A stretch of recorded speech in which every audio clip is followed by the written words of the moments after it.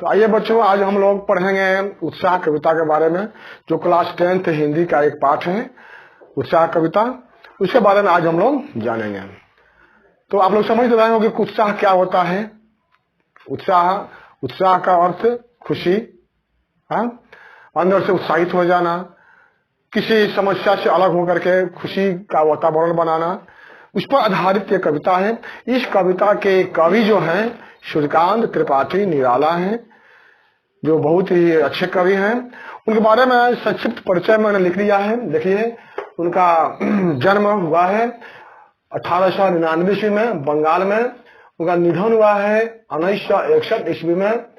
उनकी रचनाएं अनामिका, परिमल, गीतिका, कुकुरमुत्ता और नए पत्ते इनकी रचनाएं हैं। इन्होंने जो कविता लिखी है उस कविता में क्रांति चेतना का वर्णन किया गया है। क्रांति चेतना यानी जो कि क्रांति आ जाना, जो कोई समस्या है, कोई विपत्ति है, कोई आपदा है, उसे निकल जाना, अंदर क्या भावना जागृत हो गई कि हम उसे बाहर आ जाएं। तो खुशी की भावना को जागृत करने के लिए, समस्या से निजात पाने के लिए यह कविता प्रेरित करती है। तो उत्साह कविता एक समस्या से अच्छे वातावरण में ले जाने के लिए यह इशारा करती है। तो इस कविता में देखिए क्या कहते हैं कवि, क्या कामना करते हैं। देखिए हम क्या बता रहे हैं आप लोगों को। बादल से ये कहते हैं क्रांति लाने के लिए, समाज में, संसार में क्रांति लाने के लिए एक बादल से क्या कहते हैं कि बादल गरजो घेर घेर घोर गगन धाराधरो। समझ रहे हैं। बादल से कहते हैं कि अरे बादल तुम घेर लो, भयंकर रूप में आकर के तुम पूरे आकाश को घेर लो। धाराधर यानी बादल, शब्दार्थ भी लिखे हुए हैं, आप देख लीजिएगा। धाराधर यानी धारा और धर्म धारण करने वाला यानी बादल। बादल से कहते हैं तुम पूरे आकाश को, जो विशाल आकाश है, भयंकर आकाश है, उसको तुम घेर लो चारों ओर से। ललित ललित काले घुंघराले, तुम सुंदर, ललित माने होता है सुंदर, तुम सुंदर हो और काले घुंघराले हो तुम। जैसे बच्चों के जो बाल होते हैं घुंघराले होते हैं, उसी तरह तुम हो। तुम लोग देखे होंगे कि बादल जब आकाश में घूमते हैं, छाए रहते हैं, तो कहीं न कहीं घुंघराले हो जाते हैं, कहीं टेढ़े मेढ़े हो जाते हैं। उसी को कवि कहता है कि तुम आकाश में घूमते हो तो घुंघराले बाल के समान तुम दिखाई पड़ते हो। बाल कल्पना के से पाले, तुम बाल यानी बालकों की कल्पना के समान दिखाई पड़ते हो। जैसे बच्चे कल्पना करते हैं और उनकी कल्पनाएं मिट जाती हैं, क्षणिक होती हैं, उसी तरह तुम भी आकाश में घूम रहे हो। क्षण भर यहाँ रहते हो तो क्षण भर वहां रहते हो। तो इस तरह तुम पूरे आकाश में छाए हुए हो और इसी तरह तुम पूरे आकाश को छा लो। और विद्युत छवि उर्मे कवि नवजीवन वाले, कवि उनको, बादल को कवि के समान दिखता है। कहता है कि तुम एक कवि के समान हो और नव जीवन धारण करने वाले हो। तुम नव जीवन, दूसरे को नया जीवन देने वाले हो।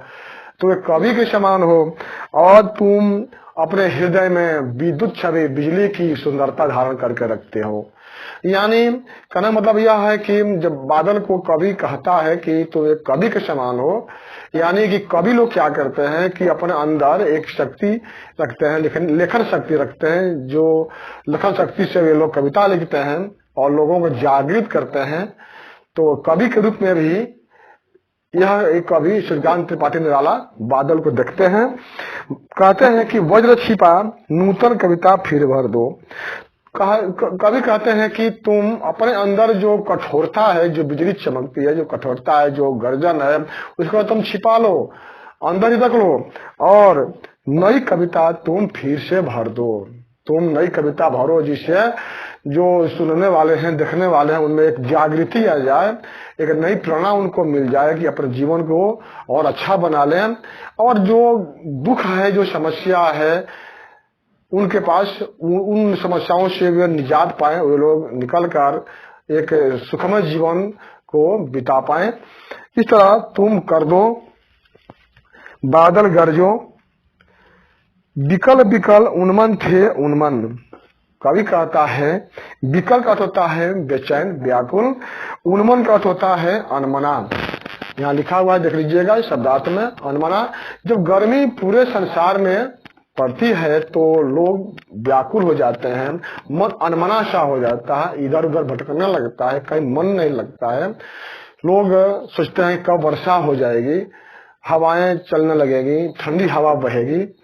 तो इस स्थिति में जब लोग बेचैन होते हैं, उसके बारे में कवि कहता है कि विकल विकल उन्मन थे। उन्मन यानी लोग बेचैन हो गए थे और उनके मन अनमने हो गए थे। विश्व का निदाग की सकल जन, विश्व की गर्मी से व्याकुल जो सकल मन, सभी जन मन लोग, सभी लोग जो विश्व की गर्मी से बेचैन हो गए थे, अनमने से हो गए थे, उस समय आए अज्ञात दिशा से अनंत के घन। अज्ञात न जाने कहां से, पता नहीं चलता कहां से, किस दिशा से अनंत घन आ गए। तुम अनंत माने इसका अंत नहीं हो, इस तरह का तुम बादल आ जाओ, पूरे आकाश को छालो कि जो गर्मी से लोग, पूरा संसार बेचैन है, लोग बेचैन है गर्मी से, उन लोगों को राहत मिले, उन लोगों की गर्मी दूर हो जाए, उनके मन में एक शांति आ जाए, उनमें क्रांति की भावना आ जाए, यानी दुख से सुख में जाने की क्रांति की भावना आ जाए। तो ऐसा कर दो। तो कवि कहता है कि तुम अज्ञात दिशा से आ जाओ और पूरे अनंत के रूप में तुम पूरे आकाश में छा जाओ। तप्त धारा जल से फिर शीतल कर दो।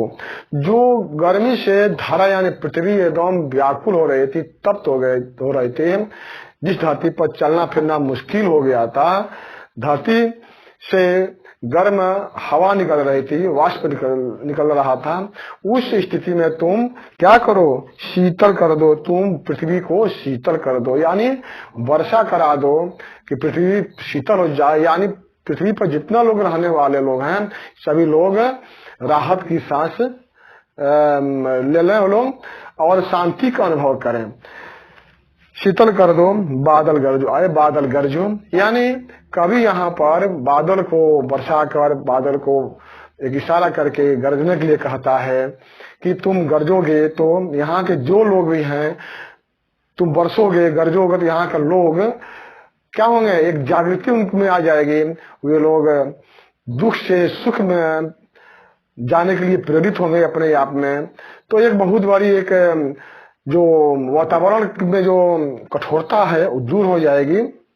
इस तरह क्रांति कर लाने के लिए, जैसे मान लीजिए कि एक और बात यहाँ पर एक इशारा कवि ने किया है कि जैसे बीज जो हम पृथ्वी में डालते हैं, बीज अंकुरित होता है, अंकुरण के बाद उसमें से पौधे निकलते हैं, तो एक क्रांति हो गई, एक दुख से सुख में जाने के लिए एक वहां पर क्रांति आ गई, जागृति आ गई। उसी तरह यहाँ पर जो लोग भी हैं, वे लोग दुख से संतप्त हैं, दुख से बहुत दुखी हैं, वे लोग सुख की ओर चले जाएं।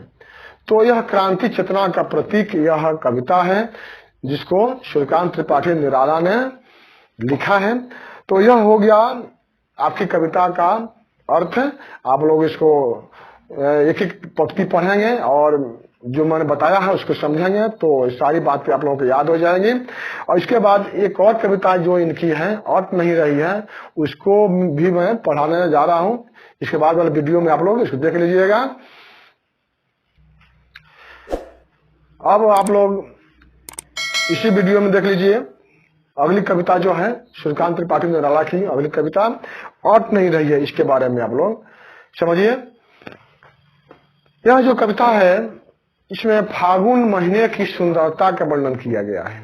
कवि जो है प्रकृति प्रेमी है, प्रकृति से प्रेम करता है। तो फागुन महीने में जो सुंदरता होती है पृथ्वी पर, वातावरण बहुत ही सुंदर हो जाता है।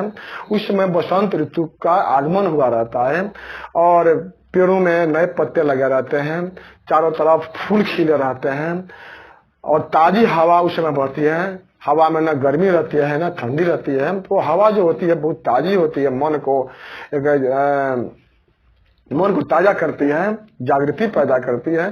तो वह सुंदरता का जो महीना है फागुन, उसका वर्णन कवि करता है। तो आप लोग देखे होंगे कि जहां हम सुंदरता को देखते हैं तो उसको हम चाहते हैं कि मन में भर लें, शरीर से उसको सटा लें, चिपका लें, उसका आनंद को पूरा भोगें। तो इस तरह हम कल्पना करते हैं, इस तरह हम सोचते हैं। उसी बात को यहाँ पर कवि ने कही है कि फागुन सुंदरता उसके लिए कैसी है और किस तरह फीलिंग कर रहा है वो कवि, इसी बात को कवि ने यहाँ पर कहा है। तो कवि क्या कहता है समझिए। अट नहीं रही है आभा फागुन की तन सट नहीं रही है, यानी अट मन समाना, यानी जो सुंदरता है फागुन की उसको कवि अपने में समा लेना चाहता है तो समा नहीं रही है।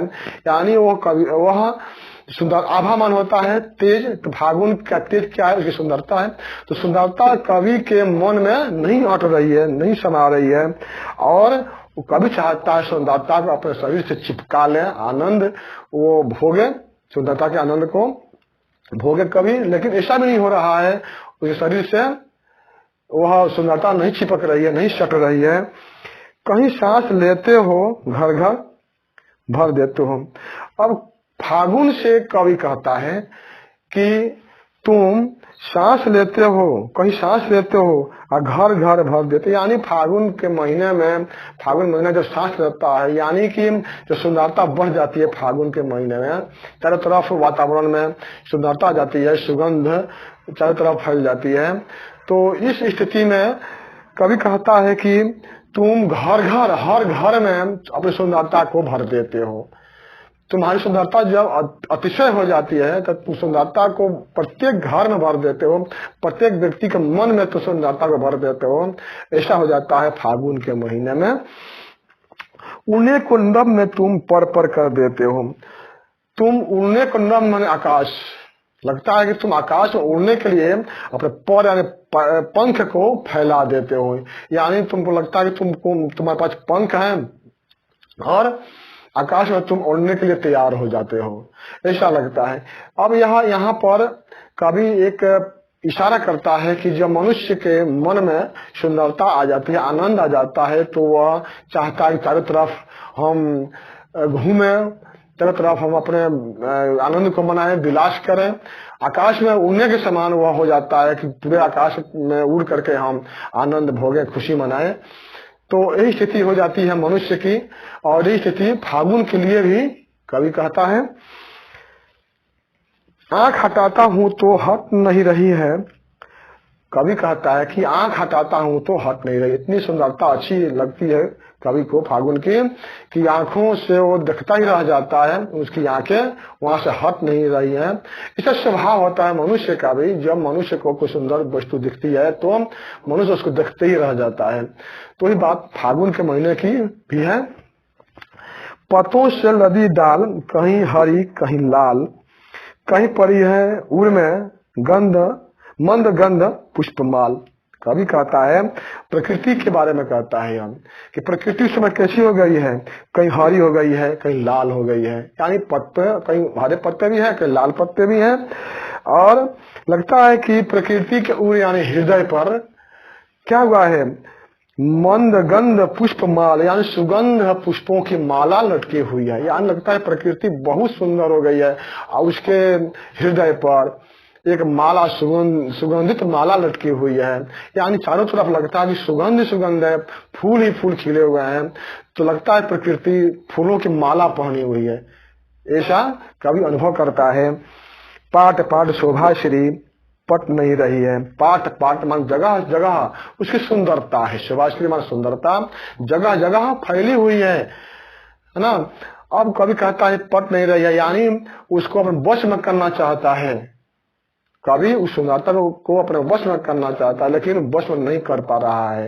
इतना प्रफुल्लित है, इतना खुश है फागुन की सुंदरता से कि वह उसको अपने वश में नहीं कर पा रहा है। तो फागुन की मादकता सुंदरता का वर्णन कवि ने यहाँ बहुत ही सुंदर किया है, जो पढ़ने वक्त में सुंदर लगता है। ये कविता अच्छी लगती है। तो यही इसका अर्थ होगा, अर्थ नहीं रही है। तो मैंने इस वीडियो में दोनों कविताओं को पढ़ा दिया है, आप लोग इसको सुनेंगे, एक एक पंक्ति को देखेंगे तो सब याद हो जाएगा और इसी बात को आप लोग लिख सकते हैं तो आपका यह भावार्थ भी बन जाएगा। ठीक है, तो अब यह आप लोग कविता पढ़ लिए। फिर मैं आप लोगों से एक बात कहना चाहूंगा कि जो कविता अगर आपको कठिन लग रही हो तो उसको आप लोग कहिएगा कमेंट के माध्यम से, मैं इसको पढ़ाने का प्रयास करूंगा। फिर हम अगले वीडियो में आप लोगों से मिलेंगे। धन्यवाद।